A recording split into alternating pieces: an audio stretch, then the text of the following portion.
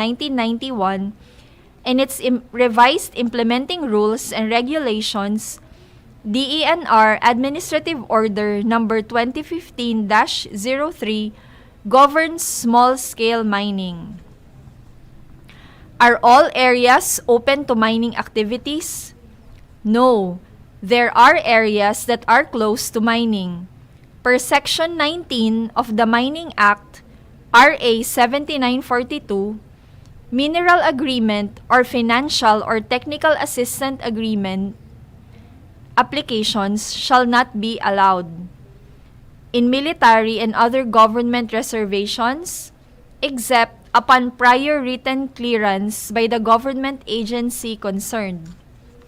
Near or under public or private buildings, cemeteries, archaeological and historic sites, bridges, highways, waterways, railroads, reservoirs, dams, or other infrastructure projects, public or private works, including plantations or valuable crops, except upon written consent of the government agency or private entity concerned. In areas expressly prohibited by law, and old growth or virgin forest proclaimed watershed forest reserves, wilderness area, mangrove forests, mossy forests, national parks, provincial and municipal forests, parks, green belts, game refuge, and bird sanctuaries as defined by law, and in areas expressly prohibited under the National Integrated Protected Area System or the NIPAS under Republic Act No. 7586, Department Administrative Order No. 25, Series of 1992, Republic Act No. 11038, otherwise known as the Expanded National Integrated Protected Area System Act of 2018, and other laws. Executive Order No. 79 and its implementing rules and regulations, DENR Administrative Order No. 2012-07 states that applications for mineral contracts, concessions, and agreements shall not be allowed in the following: areas expressly enumerated under Section 19 of RA No. 7942, protected areas categorized and established under the National Integrated Protected Area System under RA No. 7586, prime agricultural lands in addition to lands covered by RA No. 6657 or the Comprehensive Agrarian Reform Law of 1988 as amended, including plantations and areas devoted to valuable crops and strategic agriculture and fisheries development zones, and fish refuge and sanctuaries declared as such by the Secretary of the Department of Agriculture. Tourism development areas as identified in the National Tourism Development Plan, and other critical areas, island ecosystems, and impact areas of mining as determined by current and existing mapping technologies that the DENR may hereafter identify pursuant to existing laws, rules, and regulations, such as but not limited to the NIPAS Act. Can mining and environmental protection coexist? Yes, responsible mining and environmental protection can coexist. Modern and responsible mining does not destroy the environment. It just alters it to another land use. The future use of the land after mining is designed and planned even before mining starts. The government also requires that mining contractors institute an environmental protection and enhancement program before the mining operation starts in order to protect the environment. How can the Mining Act safeguard the environment? The Mining Act and its revised implementing rules and regulations, DNR Administrative Order Number 2010-21 as amended, requires that an environmental protection and enhancement program covering the period of the mineral agreement or permit be prepared and approved prior to commencement of mining or exploration. The environmental program shall be incorporated in the work program which the contractor or permittee shall submit as an accompanying document to the application for a mining permit or exploration permit. The work program shall include not only plans relative to mining operations but also to rehabilitation, regeneration, revegetation, and reforestation of mineralized areas, slope stabilization of mined-out areas, and tailings-covered areas, aquaculture, watershed development, and water conservation, as well as socio-economic development. Who monitors the compliance of these environmental programs? To ensure compliance of approved environmental programs, multipartite monitoring teams or MMTs are created to monitor their implementation. The expenses for such monitoring activities are charged to the monitoring trust fund that the contractor is required to set up.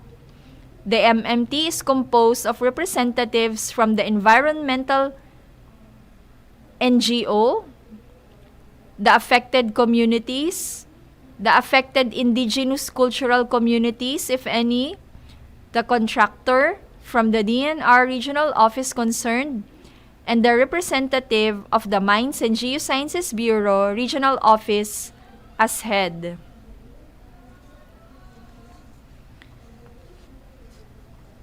So nalaman po natin no na yung mining and environmental protection po can coexist, no? So patungkol po sa environmental protection, no? Meron po tayong Annual Environmental Protection and Enhancement Program na naka-allocate po noong taong 2019 na 2.76 billion pesos. Samantalang yung kabuuan po no ng Annual Environmental Protection and Enhancement Program na fund po na expended po no na nagamit po, nagastos po ng mga Caraga Mines noong 2019 ay 2.61 billion pesos. Sa mga environmental funds po noong 2020, ang rehabilitation cash fund po ay 150.35 million pesos. Samantalang ang monitoring trust fund ay umabot po sa 5.56 million pesos. Doon naman po sa Environmental Trust Fund ay 2.16 million pesos at ang Final Mine Rehabilitation and or Decommissioning Fund ay 1.62 billion pesos noong nakaraang taon po. Sa usaping mining forest program naman po ay mayroong naitalang 1.44 million seedlings na naitanim ang mga Caraga Mines noong taong 2019. Ang total reforested areas naman po noong 2019 din ay 751.96 hectares. So magpatuloy po tayo sa mining quick facts. How are the interests of the host communities safeguarded? The Mining Act requires that the contractor shall assist in the development of its mining community, the promotion of general welfare of its inhabitants, and the development of science and mining technology. In line with this, a 5-year Social Development and Management Program, or SDMP, is prepared in consultation and partnership with the host and neighboring communities. The SDMP should be able to provide alternative livelihood opportunities for employees, their dependents, and the neighboring communities during the life of the mine. The mining company is mandated to spend at least 1.5% of the previous year's operating cost. Section 62 of the Mining Act also prescribes that the contractor shall give preference to Filipino citizens in all types of mining employment within the country insofar as such citizens are qualified to perform the corresponding work with reasonable efficiency and without hazard to the safety of the operations. Priority is also given to the local residents in hiring workers for the mining project. What are the guarantees to protect the indigenous peoples? Under Section 16 of the Mining Act, no ancestral land shall be opened for mining operations without the prior and informed consent of the indigenous cultural community concerned. In the event of an agreement with an indigenous cultural community, royalty payments are also agreed upon by the parties. The said royalty shall form part of a trust fund for the socio-economic well-being of the indigenous cultural community. Sa usaping social development naman po, ang approved 2020 ASDMP budget po ay 709.48 million pesos. Samantalang ang expended ASDMP budget naman po noong 2019 ay 550.60 million pesos.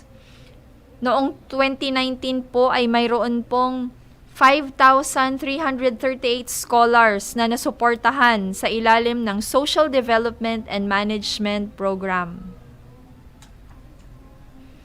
So magpatuloy po tayo sa Mining Quick Facts. Does the Mines and Geosciences Bureau have the technical capability to audit the environmental management and social development compliances of the mining companies? Yes, the MGB has the technical capability to monitor the environmental management and social development compliances of mining companies. Most of the technical staff has ample training in environmental and social sciences from Australia, Japan, Netherlands, France, or Sweden. Also, the MGB is equipped with a modern laboratory and field equipment for on-site analysis. What makes the present law better than the old mining law? The Mining Act of 1995 and its revised implementing rules and regulations, DAO number 2010-21 as amended, ensures that environmental conditions are sustained over the life of the mine. The minimum environmental requirements are the implementation of the following. Environmental Work Program addresses any potential disturbance during the exploration stage.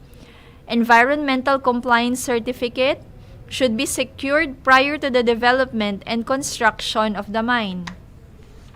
Environmental Protection and Enhancement Program, the document that details the methods and procedures the company will use in attaining its environmental protection and management objectives over the life of the mine.